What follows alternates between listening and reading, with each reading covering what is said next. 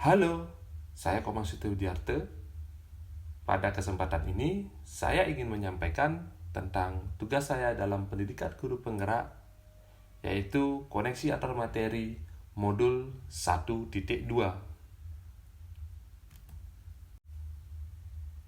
Pada kesempatan ini, saya ingin menyampaikan tentang refleksi kegiatan yang sudah saya ikuti. Refleksi kegiatan yang sudah saya ikuti, saya sampaikan dengan metode 4P. Huruf P yang pertama adalah tentang peristiwa. Pada saat itu, saya belajar tentang kemampuan berpikir lambat dan berpikir cepat, seperti naik eskalator.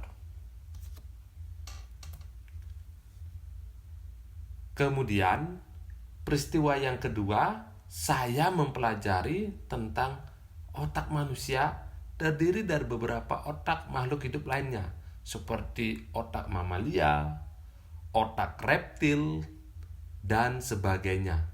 Bahkan yang paling penting adalah otak luhur manusia. Huruf P yang kedua adalah tentang perasaan. Perasaan saya saat belajar tentang cara berpikir manusia itu adalah sangat senang sekali, di mana saya bisa mengetahui bahwasannya otak manusia itu tidak terdiri dari otak kecil dan otak besar saja, melainkan juga terdiri dari otak berbagai makhluk lainnya seperti mamalia, reptil. Kemudian yang kedua, perasaan saya saat itu adalah tertantang. Bagaimana saya bisa memahami pembelajaran ini, dan perasaan saya sangat tertantang untuk belajar tentang cara berpikir manusia.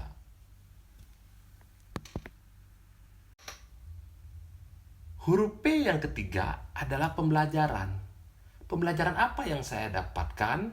Baik, jadi pembelajaran yang saya dapatkan itu adalah sebelum saya mempelajari modul ini, bahwa yang saya ketahui otak manusia itu terdiri dari dua saja, otak kecil dan otak besar. Bahkan saya tidak mengetahui bahwa ada pemikiran manusia itu bisa berpikir cepat ataupun berpikir lambat. Setelah saya mempelajari ini, atau setelah saya mempelajari modul ini, barulah saya mengetahui bahwa otak manusia itu bisa berpikir lambat dan juga bisa berpikir cepat. Huruf P yang terakhir adalah perencanaan ke depan. Setelah saya mempelajari modul ini, saya memiliki beberapa rencana ke depan akibat dampak saya mempelajari modul ini.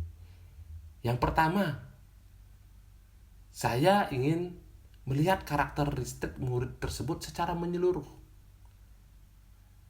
Yang kedua, saya ingin menciptakan suasana pembelajaran yang sangat menyenangkan. Kemudian yang ketiga, saya ingin memotivasi dan memberikan dukungan yang positif kepada siswa. Dan terakhir, saya ingin menerapkan berpikir lambat agar lebih baik dalam berpikir. Sampailah kita pada kesimpulan dalam slide ini. Kesimpulan yang saya dapatkan setelah mempelajari modul 1.2 ini, bahwa kita lebih baik menggunakan cara berpikir lambat agar pikiran luhur manusia dapat kita gunakan untuk mendapatkan keputusan yang terbaik, sehingga kita bisa mempengaruhi pemikiran orang lain dan juga bisa menggerakkan orang lain. Terima kasih telah menonton.